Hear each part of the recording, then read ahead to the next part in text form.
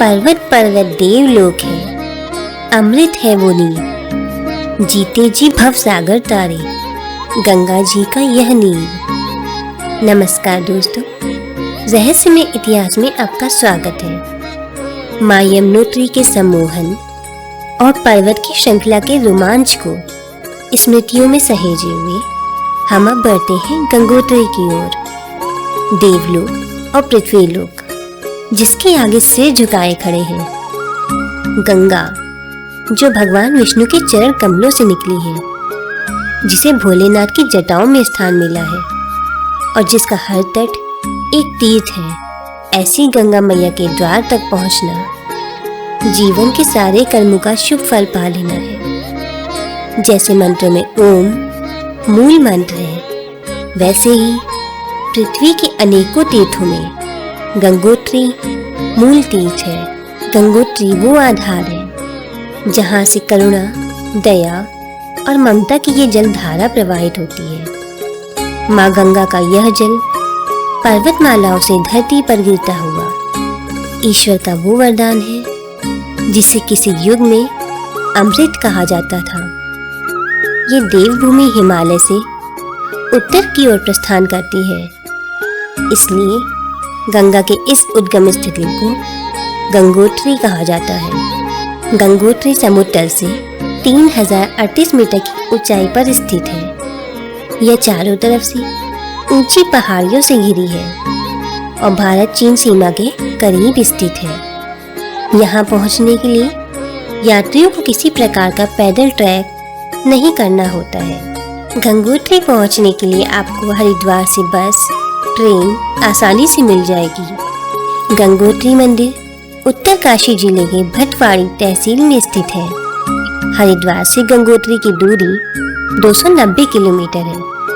गंगोत्री तक पहुंचने के लिए आपको पहले हरिद्वार से उत्तरकाशी और उसके बाद उत्तरकाशी से गंगोत्री तक पहुंचना होगा। हरिद्वार से उत्तरकाशी की दूरी 194 किलोमीटर है, जिसे आप किसी भी साधन से पूरी कर सकते हैं।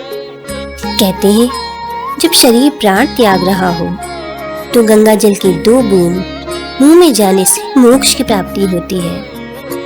गंगा का कोई भी तीर्थ हो, गंगा के जल से स्नान करके हर तीर्थ में मुक्ति मिल जाती है, लेकिन गंगोत्री वह तीर्थ है जहाँ की मिट्टी भी माथे पर लगा ले तो मोक्ष मिल जाता है।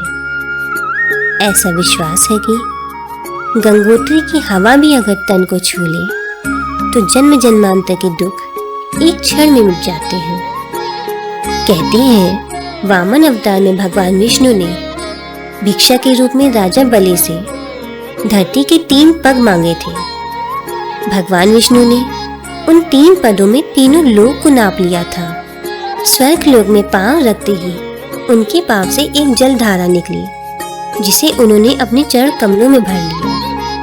इसी धारा को गंगा के नाम से जाना जाता है। गंगा स्वर्ग से पृथ्वी पर आई, इसके पीछे घोर तप और साधना के युगों की पुरानी कथा है। सतयुग में राजा भागीरथ ने 5500 वर्षों तक गंगा मैया की घोर तपस्या की।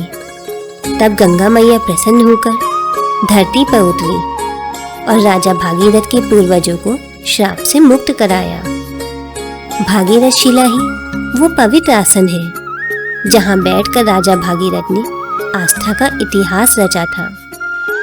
इसी तपस्थली पर भागीरथ जैसे महान तपस्वी ने गंगा मैया की शक्ति को अपने वश में कर लिया था।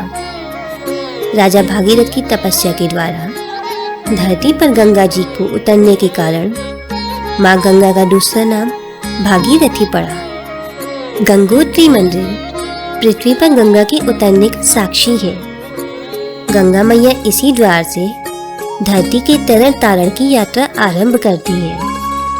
गंगा जी भगवान विष्णु के चरणों से प्रकट होकर ब्रह्मा जी के कमंडल में समाते हुए शंकर जी की जटाओं से बहकर इस पृथ्वी पर आती है। जिस पर इतने देवताओं की कृपा हो, उस माँ के दर्शन करना मानो सब कुछ मिल जाना है। कहते हैं गंगा जी की महिमा का वर्णन ब्रह्मा जी अपने 4 मुखों से भी नहीं कर सके। गंगा वेदों और पुराणों का आधार है, जीवन का सार है।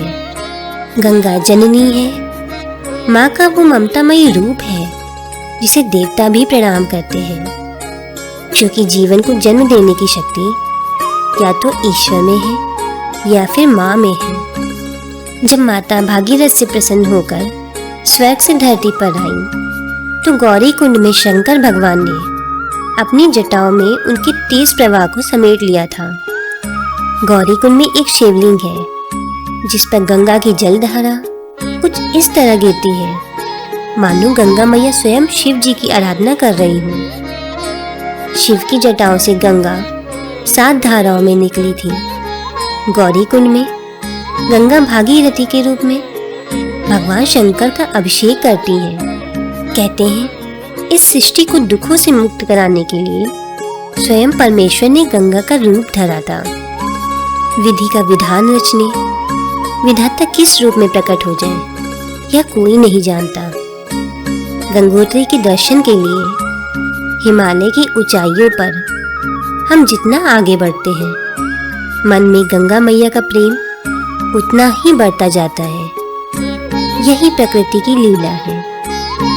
सर्दियों में गंगोत्री धाम पूरी तरह से बर्फ की सफेद चादर से ढक जाता है, लेकिन गंगा मैया की आराधना में कोई विघ्न नहीं आता।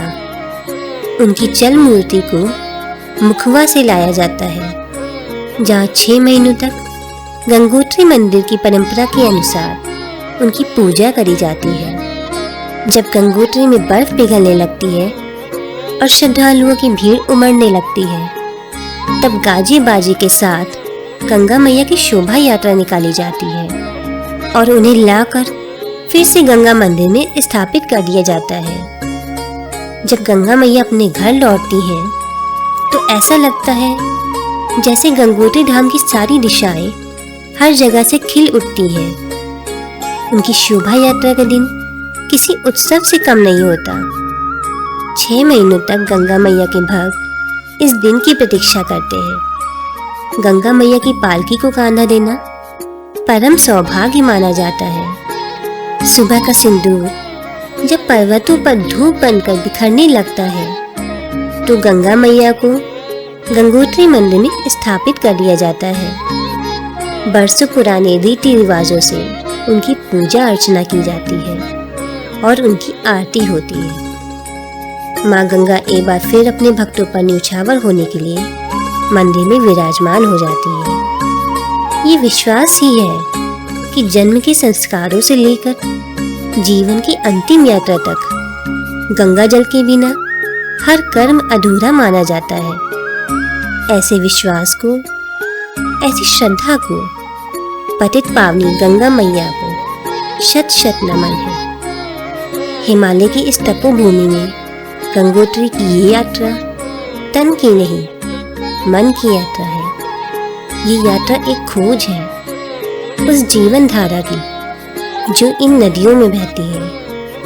माँ गंगा के जयकारे इन पर्वतों में यूं ही गूंजते रहेंगे और माँ गंगा भक्तों की झोली ऐसे ही भरती रहेंगी।